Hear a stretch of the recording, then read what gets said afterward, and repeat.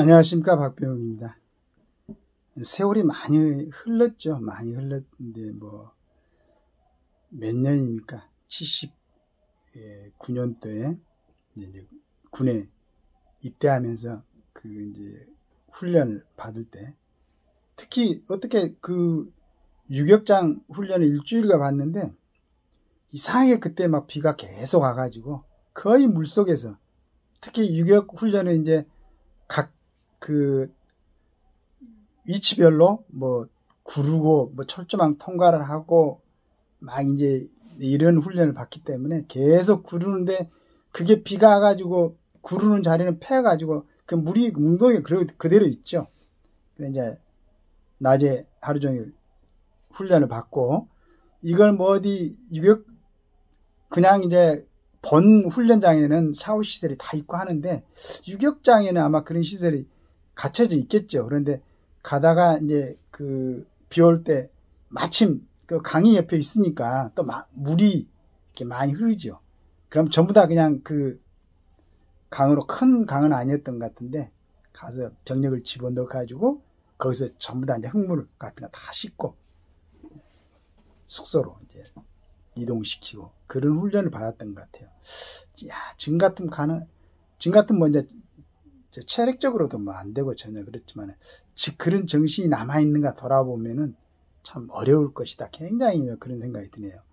그런데 요 근래 예전에 방영이 됐던 불멸의 이순신을 갖다 재방송하는 것을 이제 저녁 시간 때 하는 걸 가끔씩 보는데, 야, 그때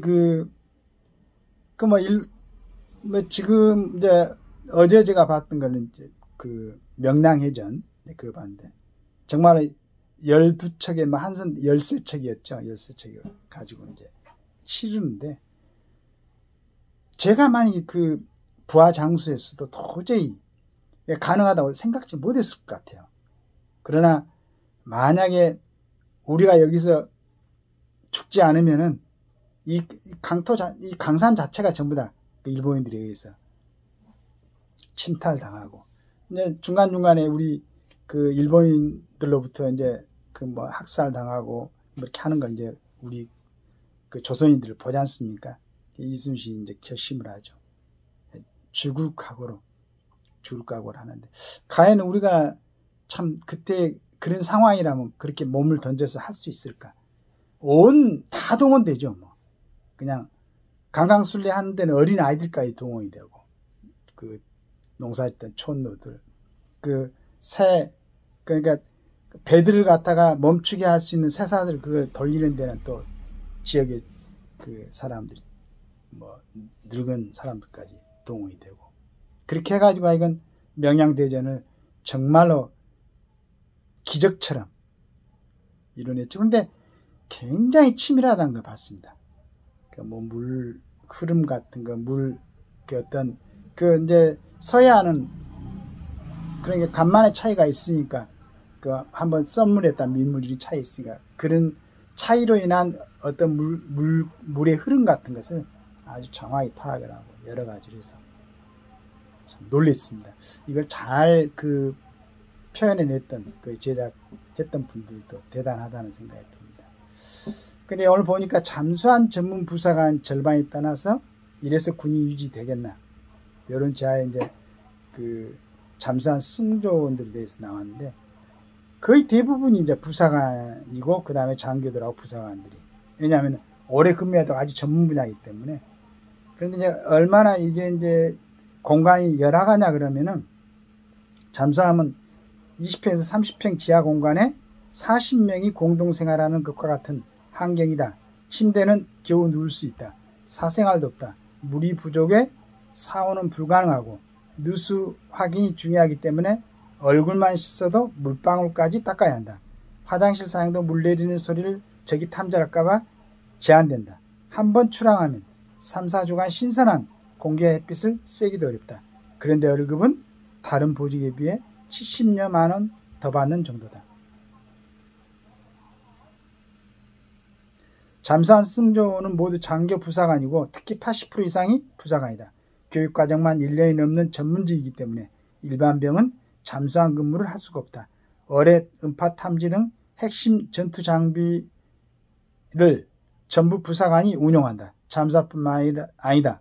1조 원짜리 이집삼, 1,000억 원짜리 스텔스기, 고위력 현무 미사일도 실제 운용과 정비를 담당하는 부사관이 없으면 모두 쇳덩이에 불과하다.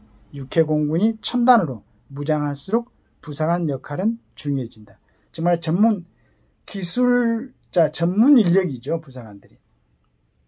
천안함 용사 46명 중 30명이 부사관이었다. 북한 목함질의 도발의 부상자도 부사관이다. 앞으로는 실제 전투 상황에서 목숨 걸고 나서는 군인은 부사관일 것이다. 그런 부사관이 낮은 보수와 장래 불안 때문에 군을 빠르게 떠나는 것은 보통 심각한 국가적 문제가 아니다.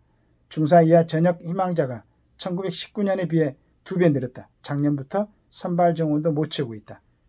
내년 병장 월급이 200만 원을 넘으면서 실수령에게서 병장보다 적게 받은 초급 부사관이 나올 것이란 우려도 있다.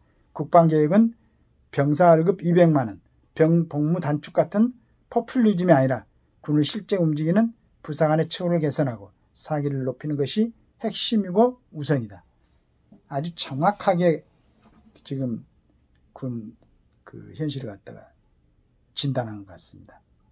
한번 이제 또 다시 말씀드리지만은 제가 이 부분에서 이제 아마추어이기 때문에 우리 국방장관을 비롯한 모든 분들이 한번 보고 병들을 갖다가 우리나라 징집되니까 어차피 병들은 군대 오게 돼 있습니다. 그러나 이제 그 사람들도 치유를 잘 해줘야죠. 하여간 뭐 단기간에 우리하고 근무할 때는 전혀 뭐 큰 차이가 나지만 그래도 지금 우리 젊은이들이 사회생활 하다가 군대 생활 한다는 게 굉장히 어렵죠. 국가를 위해서 헌신한다는 그런 자긍심을 충족시켜줄 수 있는 좋은 조건을 만들어 주되, 그러나 군의 아주 중요한 그런 기관인 부사관들 또 장교들, 초급 장교들에게 특별하게 좀 신경을 써서 진짜 자긍심을 가지고 나라를 위해서, 전번에 강영선 그 국회의원입니까? 그 투스타 출신이셨는데, 그분이 거기서 그 청문회였습니까? 대정부질문이었습니까? 얘기를 할 때 좀 울컥하는 마음이 들었습니다. 군인들은 군복이 수위다. 그런 일이 일어나면 안 되겠지만은 어느 때 군복을 입고 근무하고 있을 때 전쟁이 일어나면은 어느 상황에서 꼭 전체적인 전쟁이 아니더라도 문제가 생기면 그 자리에 죽는 게 군인들, 그렇죠. 그 마음으로 군 생활을 하는 거죠. 지금 민간 생활을 하고 있을 때는 예전에 군 생활을 할 때 그런 마음이 뭐 좀 이렇게 접근하기 힘들지만은 어쩔 때는 예전에 우리 생각해 보면은 여러 가지 뭐 잡념이 있다가도 단체로 군가를 부르고 훈련하게 되면은 그때는 뭐 생각이 틀려지죠. 전후의 개념이 느껴지고 그냥 우리 앞에서 지휘하는 그 간부들이 우리의 목숨을 갖다가 지켜주는 그런 생각이 드는 거예요. 그 집단을 훈련하면은 군인들 그 마음으로 군 생활을 하는 거죠. 절대 복종을 하고. 그런데 이제 그 중추적인 역할을 하고 있는 부사관들이나 초급 장교들이 군을 많이 떠나버리면 진짜 나라는 누가 지킵니까? 잘 생각해갖고 포퓰리즘이란 정책보다도 정말로 진실로 그 사람들을 갖다가 그 사람들에게 감사를 표현할 수 있는, 첫째는 국민들이 그런 생각을 가져야 돼요. 국회에서 장성들을 갖다가 그렇게 대우하는 모습 다시는 이제 보여주면 안 되고, 군의 간부들이 군의 기강을 흔드는 그런 모습도 밖으로 절대 보여줘서는 안 되죠. 좀 멋있는 군, 그리고 그 군이 자긍심을 갖고 우리나라를 지킬 수 있도록 전 국민이 진짜 그것은, 왜냐하면 우리를 대신해서 목숨을 지금 바쳐서 지키고 있으니까 전생 상태는 아니지만 언제든지 우리를 위해서 목숨을 바치는 그러한 군인들이니까. 그리고 항상 얘기하지만은 정말로 불가피한 일이 아니면은 우리나라에서는 징집제니까 전부 군인 병력 의무는 꼭 필요해야 되고, 만약에 일정 이상의 공직이라든가 뭐 시장, 군수, 광역시장, 국회의원 이런 직은 반드시 군을 필요한 사람들이 담당할 수 있도록 그렇게 법제화돼야 된다고 저는 생각을 합니다. 그래야만이 나라가 제대로 정돈이 되지 않을까, 그런 생각을 합니다. 감사합니다.